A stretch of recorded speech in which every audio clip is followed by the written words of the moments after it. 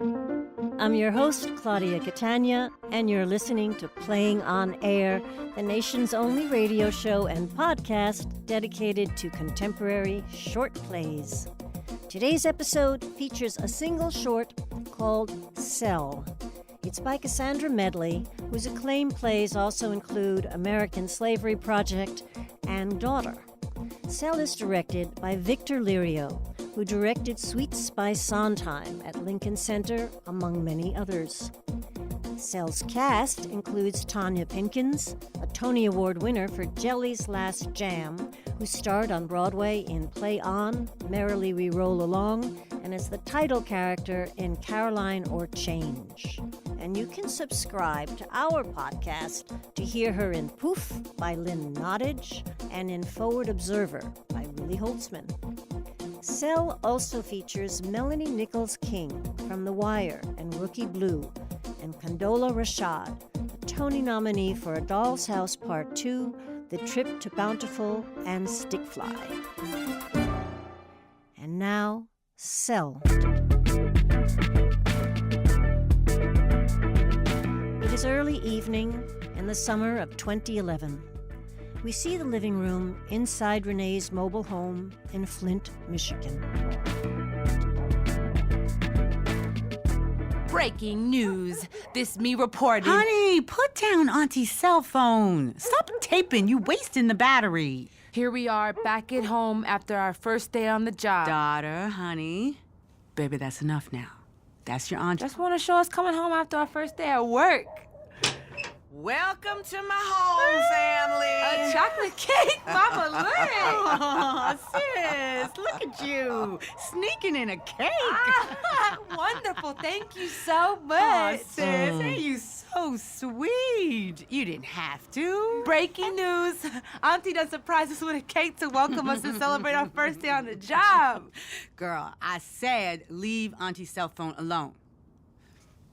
My big sis is the very, very best. Girl, get out of here with all that. Family is family. Auntie, your trail is so nice. It's a roof over my head. Don't want to crowd you.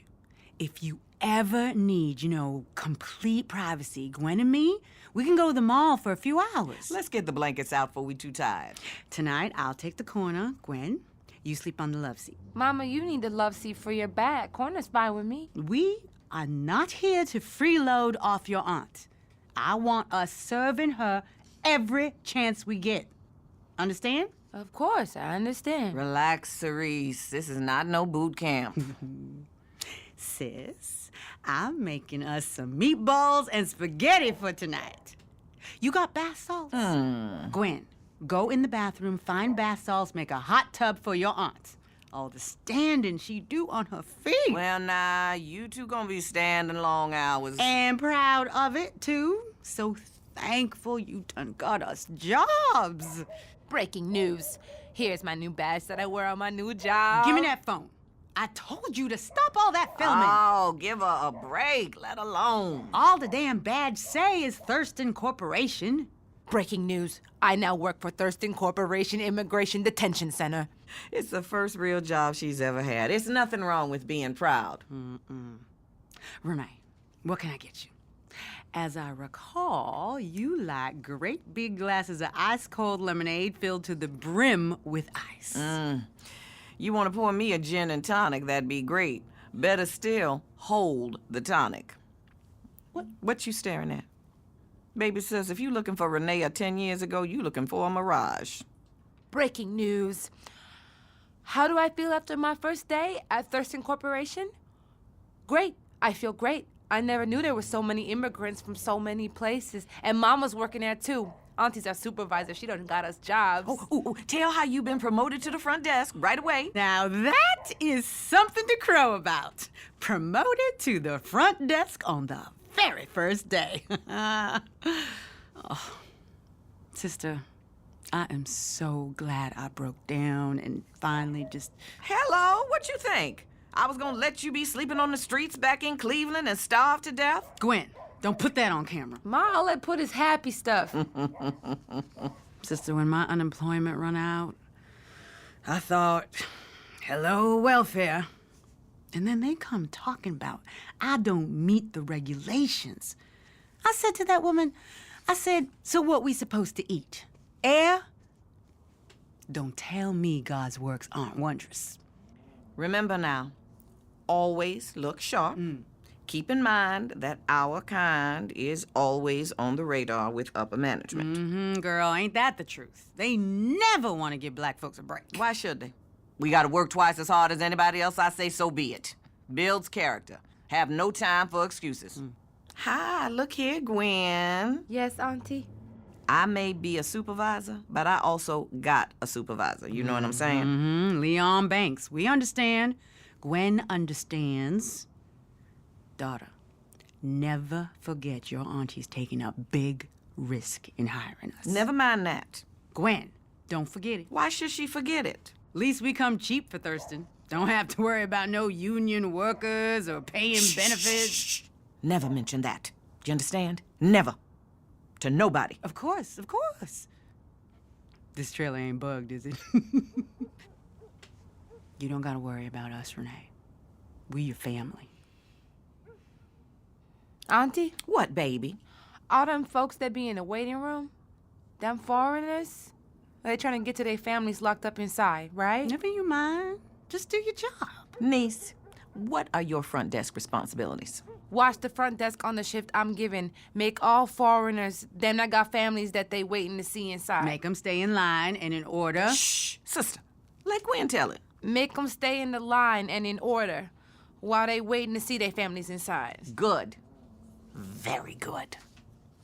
Waiting room be so packed. If they keep their seats like they should, they'll fit. Thing is, for you to keep order whenever you're assigned to the front desk. That's right. Otherwise, we'd have a madhouse. A madhouse, that's exactly right. Good. Remember now, Leon likes you. Took one look at you and said, front desk. Ain't that something, Gwen? And he's the supervisor over your auntie. Trouble is... Trouble? What trouble? Niecy, come here. Give me a hug. I'm not criticizing, all right? What'd I do wrong? After all, it's just your first day. I understand that. What'd she do? She punched the right buttons on the computer, didn't she? Niecy, I'm the visitor coming to the window. I want to see Maria Conchita Elena Gonzalez. Here's you. Step away from the window, please. Please step away from the window. Oh, sister, Gwen got a booming voice when she want to use it. You just wait till you hear her booming. Gwen, remember now, you're seated behind plate glass. Just look at my pretty niece, 23 years old, all grown up. And she's ready to use that booming voice. Okay, Gwen, I'm the visitor. What's the first thing you do? Get the name, then check the computer screen to see if they got clearance to visit the resident. Which, 9 times out of 10, they won't have. Or the person they want to see moved out. Move to where? Sister, I'm just so thankful I finally broke down and called you when I did. Step away from the window. Wait your turn. There you go. That's my niece. That's the spirit. Yeah. Auntie, the people living behind the locked door, where they sent to when they moved out? Is that our business? No, it is not. Charisse, don't talk to her like that. What happens, baby, is that they get flown back into the wide world. Wherever they come from in the first place, that way we get to have our country to ourselves. But Look at you. My daughter doing a service for her country. But what about all them waiting room families left behind? It's complicated. I'm not retarded. Is that how you speak to your auntie? Okie dokie. Who's ready for spaghetti in about a half hour? You people over there, step away from the window, wait your turn. Terrific. Wonderful. That's the attitude. And if they don't want to be patient and start screaming and hollering or threatening, then what? Press the button. Let the armed guards handle the situation. Excellent. Remember, you're behind plate glass. You're protected. Step away from the window. Wait your turn. Stand in line. Yes! Sister and niece, welcome to my little hideaway. Spaghetti coming up.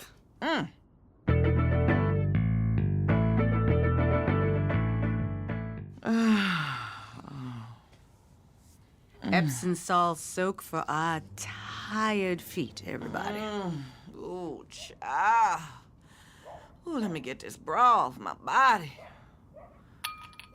Sis, you already had 3 of them cocktails. That's right. And gonna have at least 2 more. Watch me. Breaking news. Day 2, second day at Thurston Corporation. How do I feel? Great. Daughter, that's enough of you pretending to be on TV. Come on out here and be with us. Watch the real TV. Sis, stop dogging her. Let her have her fun. She back in the room there just reading over the company handbook. Ha! Over and over. Breaking news. Thurston Corporation head office is located way, way off in Houston, Texas. They got Thurston detention centers in 10 states. Sister, I'm planning on saving up enough money so me and Gwen can get our own trailer and give you back your privacy. What about staying here with me?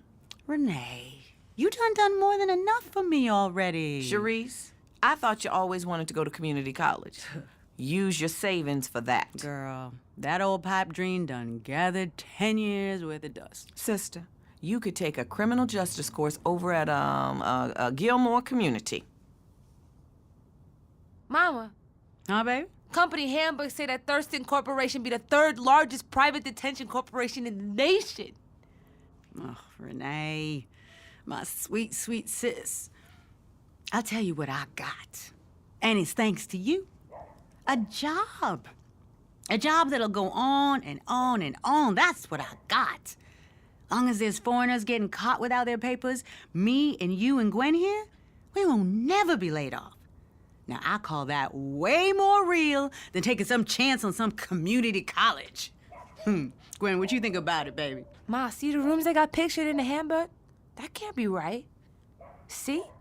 There's no jail bars on the windows on the front of the cells. Gwen, Mama said for you to let that go. Rest your eyes and get some rest. Who's ready for another slice of cake? Raise your hand. Oh, sisters, sing pretty like you used to. Gwen, wait till you hear this. Sis, you ought to go back to church and sing in the choir like when we was coming up. Oh, stop. And quit staring at me like you're cross-eyed. I'm just taking a sip.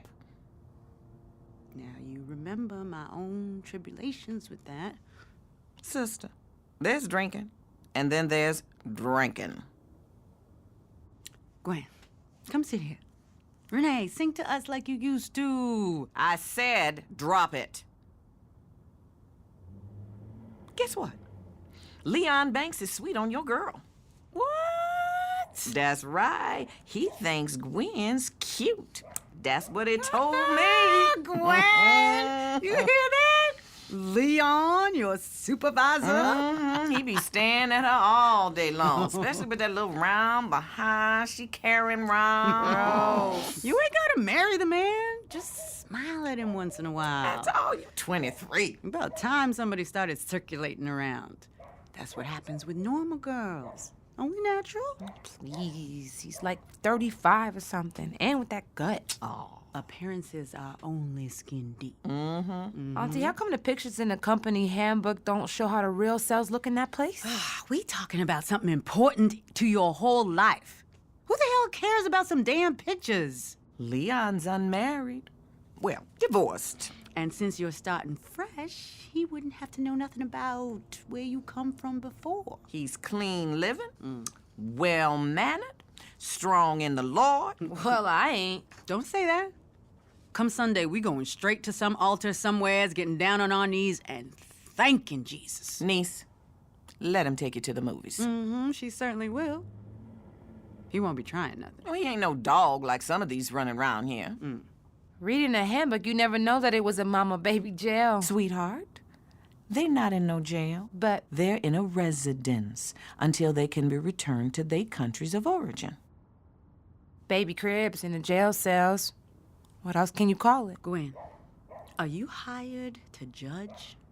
Is that your job description?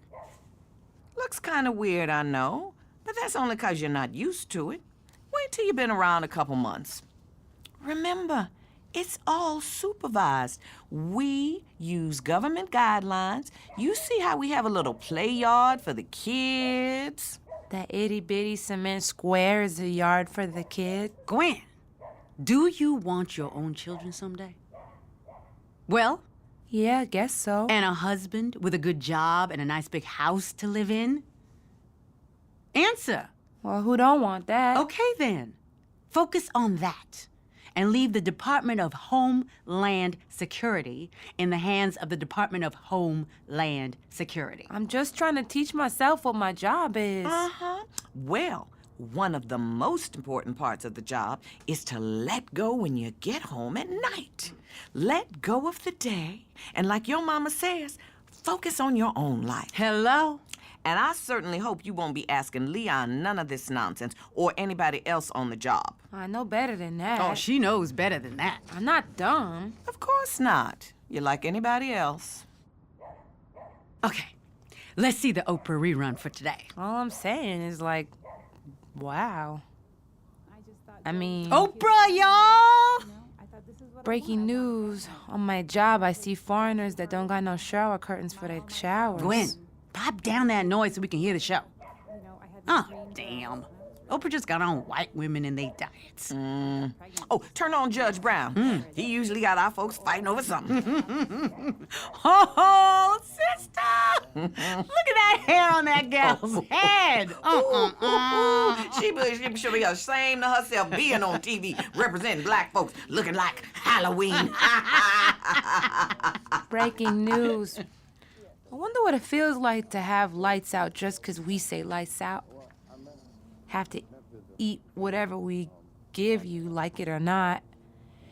You can't take your baby for a stroll. And you don't talk English, so you don't understand.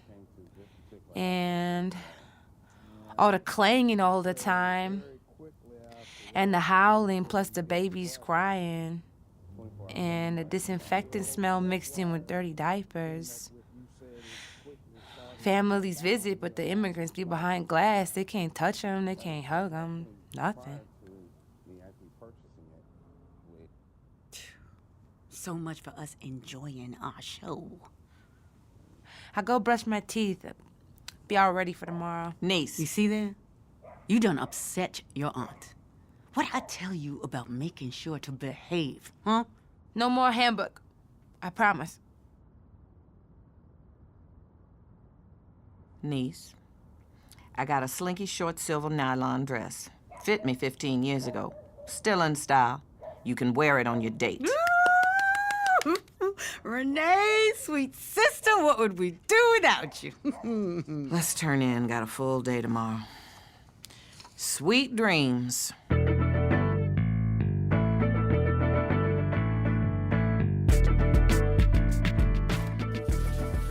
Your mama sure enough loves that hot shower, don't she? Mama, get out the shower so other people can use it. Your mama's beat after working all day, but not you, huh? Me? I could work 2-3 shifts in a row. Bet you could. Fixing us juicy burgers. You gonna love how I make them, Auntie. How come you let go from that burger joint didn't work out back in Cleveland? Orders coming so fast at them places. Customers start yelling. I really like living here in Michigan.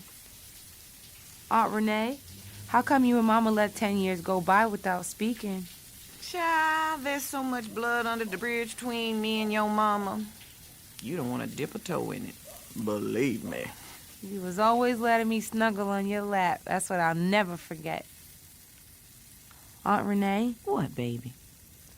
how come I always been slower than the other girls my age? Nonsense. Give me a hug. How could you be slower if you learning to speak Creole?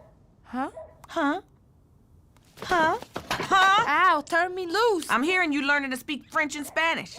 Guess you'll start up on Arab talk next week. What's the matter? What? You must think I'm a fool. You think I'm a fool? What's wrong? What we gonna do with you? You supposed to be our flesh and blood. I'm doing everything just like you told me. No. You going around speaking French and Spanish or patois or whatever the hell it is. That's what you doing. I'm following orders just like you've told me. You got orders to speak to cell number 293 or cell number 156? What is all this? Renee, you let go, you hurting her. Gwendolyn, don't you realize they got cameras all through that place? Think, Gwendolyn, think. What is the matter with you, Renee? Niece, everywhere you turn, there's a lens watching us, and them, breathe, swallow, watching us on the can. Hold up. Leon told me Gwen is doing a terrific Sure, job. till he caught sight of her on the camera, sneaking a chat with cell 293, that Haitian woman. She's holding her baby up to the bars on her cell so Gwen here can pat the baby's head. What? Yep. You know the one we had to put in isolation? We got a close-up of Gwen here. Tell her, Gwen. Her name's Marie Louise. It's not your job to know what her name is. I was just saying hi. You was stroking that Creole woman's baby's head. Tell her. And the Mexican? Gwen here is sharing her curry chicken leftovers with the Mexican. We got it on live on camera. Daughter, you know that's way against regulations. The baby may have a fever. Doctor comes the second Friday of every month. She's been given a cold compress. Meanwhile, only reason she gonna get one more chance is cause Leon thinks you got a sweet behind. Otherwise, he'd have kicked you out this afternoon. He's got his own supervisor. Me and Marie the same age, but she got a baby she gotta keep in jail. When your new friend is put on the plane back to Haiti, guess you wanna go to the shanties too? Or with your Mexican back to the filthy hovels down there? See how well you enjoy it? Okay. No need to be so rough. She won't do it no more. No need to climb the walls about it. Word for me, you two wouldn't have no walls. What you want? Huh? Me groveling on my knees in gratitude?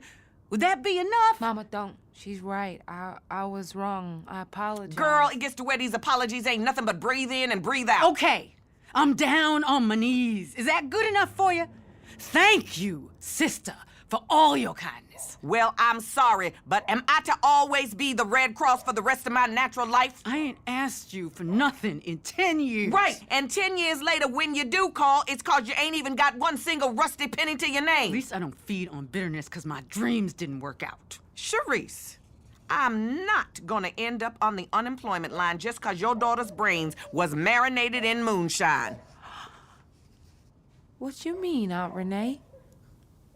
Mama, what She don't mean nothing by that. Do you, Renee? Niece, this ain't Never Never Land where life just gives me this trailer to live in cause God is good and Jesus Christ done had a second coming. I won't do it no more, I promise. She means it, Renee. Gwen, sit. Sit here. We do not speak to them in the cells.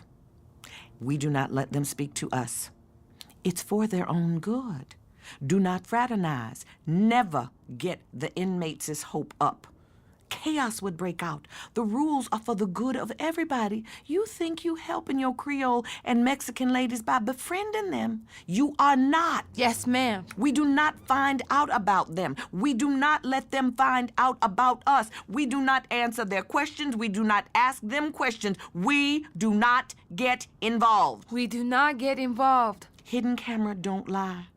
And my home don't come free. Yes, ma'am. And as far as you concerned, don't want to hear no more Creole, no Mexican, no South American, no Arab, or nothing else coming out of your mouth. I'm gonna be so much better tomorrow.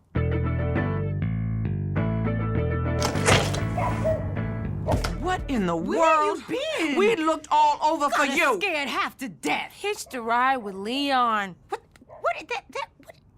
What is? You ain't smoking no weed, are you? Leon give this to me to You put calm that- my nerves. You put that out, girl. I will knock you into next week. Now look here, Gwen. It was nobody's fault. Now that's Leon over and over. It was nobody's fault. He's absolutely right. It probably had a special condition before the mama even came here. It? Don't you get all up in my face. You know what I'm trying to say. Patrice. The baby's name was Patrice. We all know that. And now y'all got a tiny corpse on your hands. Yesterday, his little head felt so hot. Now his teeny body bundled up like a package. Little Patrice. Whoa. Don't tell me you went in the morgue. The morgue is off limits. Not if I let Leon cop a feel of my I booty, would- it ain't. Therese, don't hit her. I am your mother, and this is your aunt. You talk to us with respect. Only acting like a normal girl, y'all. Hold up, I don't gotta act normal. I was marinated. Renee, don't let her speak to me like that. We realize it was hard for you to be put through all of this. Me? Me? Hard for me? The mama's name is Marie Louise, and now her Patrice is sealed up in a white sack. Oh, for heaven's sake. I got folks I have to deal with week after week, month after. I've been working Thurston for 27 years. Marie Louise. Now put on a plane. In her lap, her baby's ashes. Babies get sick sometimes without nobody knowing why it happens. Thought they got cameras trained on everybody night and day. Oh, I should never have talked myself into putting you on staff. Now, don't say that, Renee. I bet wrapped up dead babies is a regular thing in that place. One doctor twice a month. Get sick on the wrong day, tough. The only thing regular is you not doing what you was told. I've done exactly what you... Surely you are not raising your voice to me. Back off, girl. Back off. Breaking news. Thurston Corporation is a bold-faced lie. These foreigners, all right, it's sad, but they know the risk they take. When they take the risk of trying to come here and trying to stay without documentation, they know this. They break the law, and they want us to feel bad for them and take the blame. No wonder you got insomnia. Now, you can slant your snake eyes at me all you want, but this the real world, Gwen. Now, every time you put a piece of pie to your lips or curl up in your warm blanket at night, Thurston Corp is paying for it. Or was. I'm fired, right?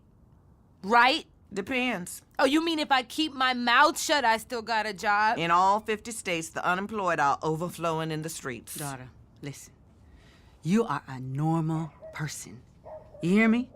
And like any normal, everyday, ordinary person, you're gonna just go day to day and do what you gotta do to get by.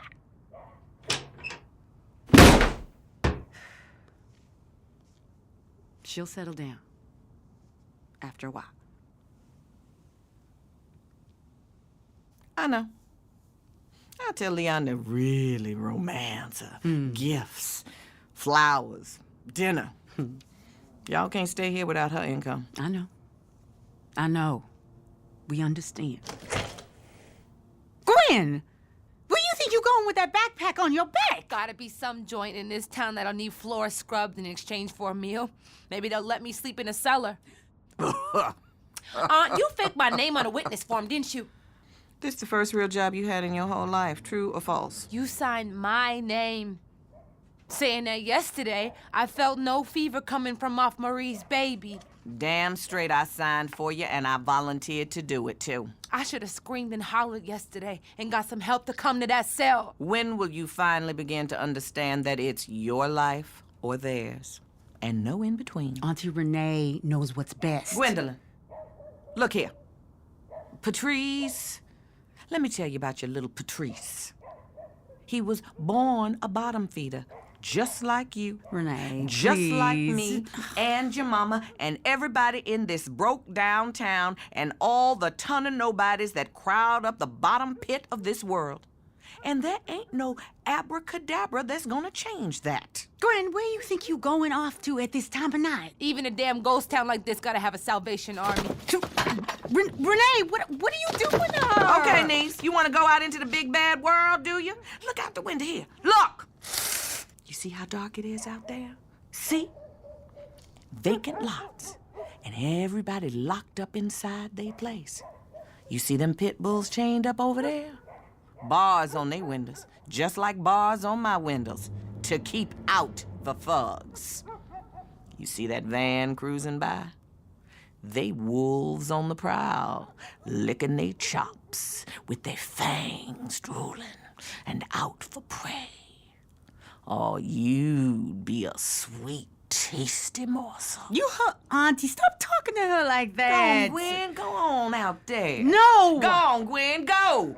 Looking at me with that evil eye like that. Since I offend you so much, see if you make it to the end of that lamppost. Go! Renee, Get out! Renee, please. She don't mean it. Gonna have that dead baby in my dreams from now on. Dreams go up in smoke eventually. Believe me. My Aunt Renee. I thought you were my guardian angel. Girl, you and your mama was in the Cleveland Greyhound with benches for a bed, and the stinky winos and the crack holes surrounding you. Who she call collect? Me. You want a damn happy ending, then take your butt to the movies. I can't stand to look you in the face. I know my life is less than dust. But do you hear me whining and complaining? No, you do not. Do you hear me blaming anybody or gnashing my teeth or wailing at God? God, how come you made me at the bottom of the heap? Nonsense. If I'm to be a grain of sand in this damn world, then I'm a grain of sand. This is how I must live, and so I live.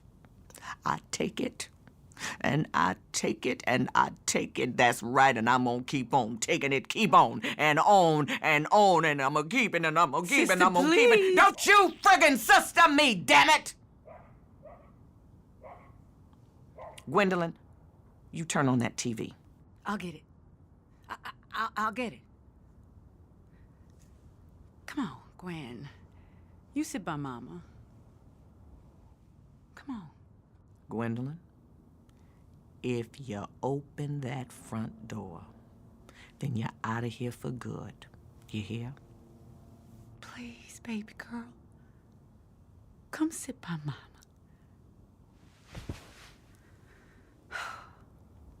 There you go, baby. Wait, so you get to hang out with the Yankees? That's awesome. Desperate Housewives, yo. Oh, he's fine. But all that stuff...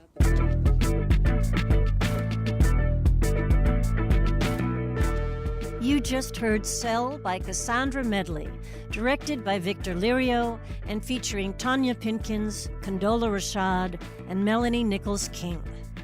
We thank Cheryl Wiesenfeld Productions for its kind support of Cell.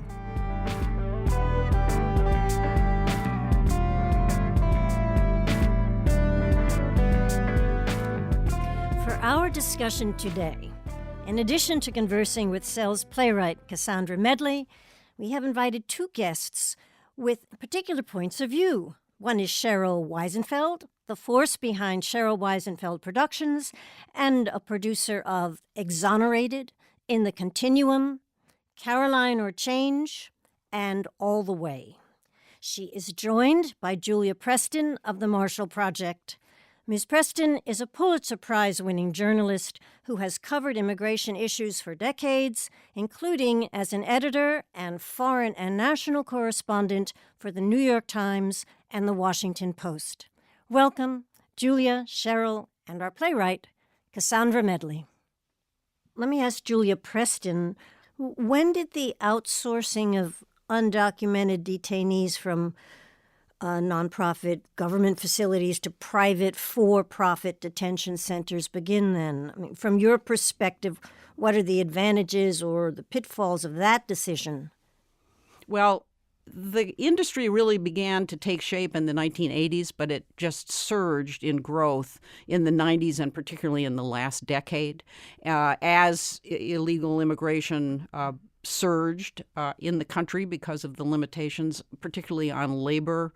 People coming to the country who wanted to work and for whom there were jobs available. There have been very limited legal channels for those people, especially from the Western Hemisphere. And so demand for immigration detention surged, and these companies, a couple of very large private companies, stepped into that breach to begin to manage and eventually create their own detention centers. And I think originally both the federal government and state and local governments thought that this was a way to save money because they were getting people off their payrolls. But as recently as last year, the federal Justice Department decided to entirely stop providing contracts to private companies for federal prisons, for example. The Obama administration decided to get out of the business of contracting with private companies for prison management because they determined that it wasn't less expensive, it wasn't safer, and they didn't provide the kinds of services to inmates that were better than what the federal government could provide. Trump administration came in and reversed that finding, and particularly in the immigration area, has been very rapidly expanding detention, arresting a lot more people, detaining a lot more people. And so it has become an even bigger business for these private companies under President Trump. Wouldn't that encourage people to keep people detained longer? I mean, given that they make money on time, basically? Under the Trump administration, there's no shortage of people being detained for immigration violations. And so the problem has not been that there isn't enough work for private companies to do, but the problem has been both the federal government and these private companies are scrambling to find places where they can put new detention beds. So this is definitely a growth industry. At this point, about 3/4 of the immigrants who are in detention are held in facilities that are run by private companies. And it's at least a $2 billion a year business. This is a huge business for these companies. Cheryl Wiesenfeld, I know you were impressed and captivated by Cassandra's play. What aspect most attracted you? I think I have to step back for a second about Cassandra's play and talk about the reason that I produce is to change people's lives. And the way that I've chosen to do that is through theater. And when I read your play, I was moved by the fact that not only were these personal stories about 3 women, interestingly enough, everything that we're going through now in terms of sexual harassment, you see it in the play, too, in terms of the relationships of the women. But the play itself is so multidimensional. And as soon as I read it, I said, this is a play that should be not only performed, but should be shown to people around the country in different situations so that we can really discuss and dialogue about what to do. It's the immigration part of it, the detention center part of it is so clear and so visceral. And seeing Gwen's change, from the beginning, her relatives have no respect for her, really. And then how she becomes evolved and politicized through this really short, at the end of it, through this short play, I said, where's the rest of it? It was just so impressive, and I thought, this is what theater should do. It's powerful. It should change people's lives. We should be able to see it dramatically, but we should show it at colleges. We should go to immigration centers. We should do whatever is necessary for people to hear your message so that we can change people's lives and hopefully get rid of detention centers. So, Julia, how long can a prisoner be detained prior to a hearing? The issue for these immigrants is they often don't know, and particularly immigrants in detention, the geography of these centers is that they are really very often placed in locations that are far removed from cities or even from the place where they were apprehended by the authorities. And it's very difficult for people who are in detention, immigrants in detention, to find lawyers. So the result of that is that they often have no control over their circumstances, and it's very difficult for them to understand what's going on in immigration court. So it can be not necessarily a long period of time, but even a month or 2 months or 3 months in a detention center when you don't know anything about what your future is and when you might be released, and when one of the outcomes is that you're going to be deported back to the country that you were trying to get away from. This can be a very difficult experience. And the other thing I wanted to mention about that comes up in the play is that particularly in the private detention centers, there have been repeated serial problems with medical care, with the medical attention.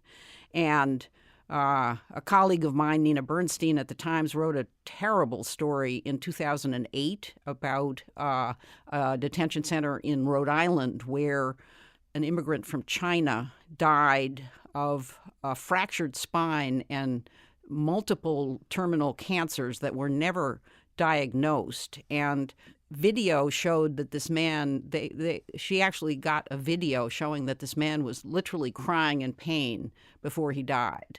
And since then, there have been other episodes, even as recently as last year, people die in these detention centers with illnesses that could easily have been treated, heart conditions, that kind of thing, because they don't get an adequate or a fast enough diagnosis. So this has been a kind of a chronic problem. There's not really any kind of consistent oversight of the private facilities. Who is monitoring these detention centers for this kind of negligence? Well, really, they have very little responsibility to be forthcoming with information. And, I mean, across the board, it's just tremendously difficult to get information in and out about the conditions in the facilities. It's very difficult for immigrants in detention to communicate with their families. In many cases, they have difficulties communicating with their lawyers. Really, the whole process of communication or visibility into what's going on is very limited, and there really isn't a clearly established line of command to some independent agency or some authority that would be monitoring what's going on. Mm-hmm. And that's very much Gwen's quandary in this piece, because she is a pair of eyes and ears on the inside, so to speak, and she has to deal with her conscience on the one hand and her welfare for herself and for her family, which is the crux of your play to some degree, I would think. She's a innocent. Mm-hmm. So she doesn't know anything. Mm-hmm. And that is wonderful for me as a writer, because she just takes in everything and is trying to figure it out. And in her innocence of just trying to get answers, not even really morally offended at first, just amazed, and then slowly offended. Yeah. The fact that she is an innocent and that her mother and her aunt have been weighed down by the burden of life.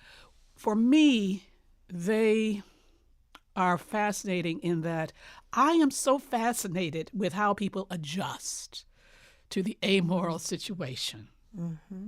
And feeling that you must survive, period. So this private detention center is a literal lifeline for them.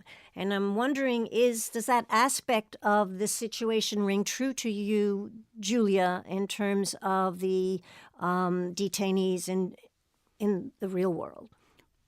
Well, what definitely rings true is the situation where you have a private detention center of this sort being the major employer in a location.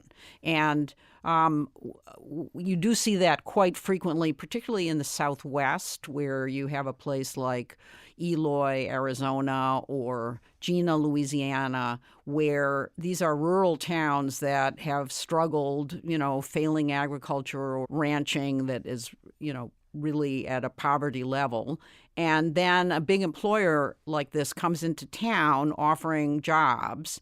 And what you find is that the residents are, in immigration detention, the residents are often kind of on the other side of a wall or the other side of a bar or a barbed wire fence from a population that isn't that dissimilar from them. And, this is particularly true in Arizona. You see this a lot, where you have Latinos who are, and Mexican Americans who are hired to work in these detention centers, and their families have come from Mexico with very similar histories to the ones of the people who are in detention. I think it's important to remember that the people who are in immigration detention are not in criminal proceedings. This is not a criminal proceeding. This is a civil proceeding.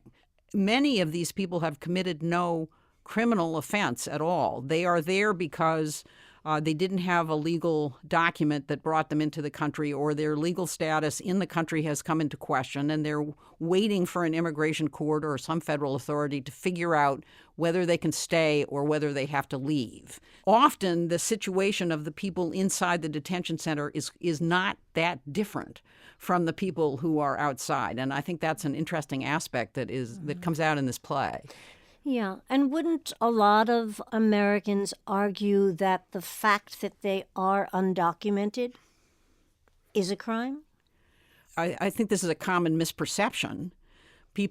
Many people have the mistaken impression that it's a crime to be undocumented in the United States. It's not, in fact. It's a civil violation. It is a crime to cross the border illegally, but being undocumented is not a crime. And in terms of committing a crime within the United States, the vast majority of people who are undocumented have no criminal record.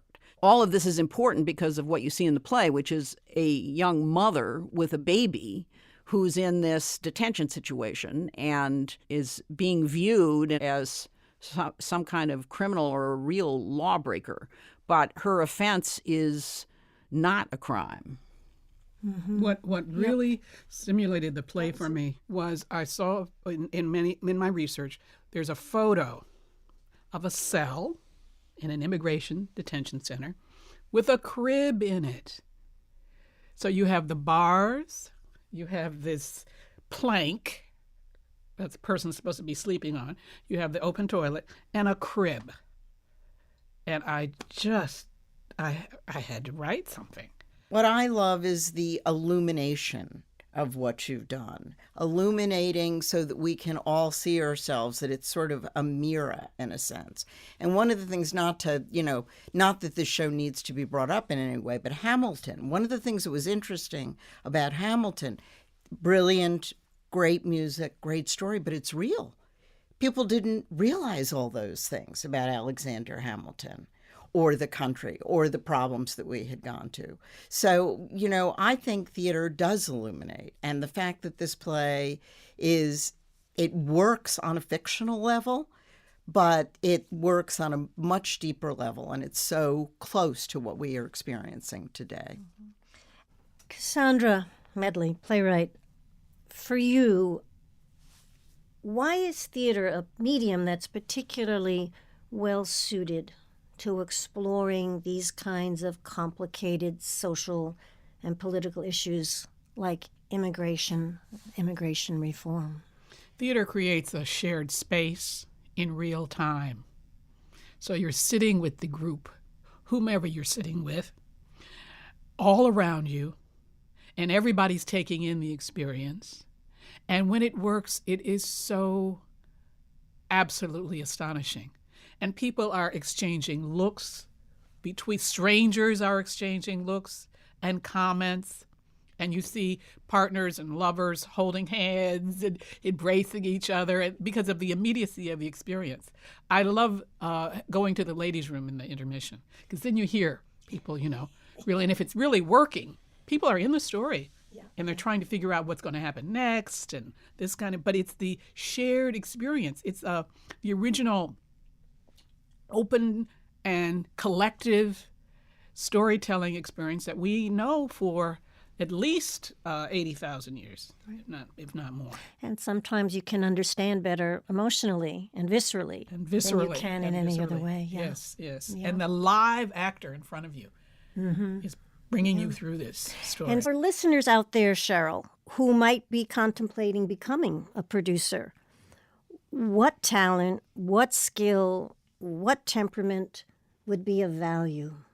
For me, being a producer is about finding what you're trying to say and find the plays or the topics or the musicals that really speak to you, that combine with your inner voice, because that'll enable you to go out there and to get these things produced. You have to be passionate about what you do, but ultimately it's you yourself have to have something to say. Really no different, in a sense, than Cassandra, finding a topic that was important to her and then finding someone where that kind of marries together. Well put. Julia, for listeners who are interested in learning more about privatized immigration detention centers and some of the other issues explored in Cassandra's play, what are some resources you would suggest to them? The Detention Watch Network, they just published in December a quite comprehensive report about the conditions in private detention centers around the country. And also the Southern Poverty Law Center, also last year, did a very extensive and chillingly detailed report about immigration detention centers in the South. So those are two places to start. Thank you.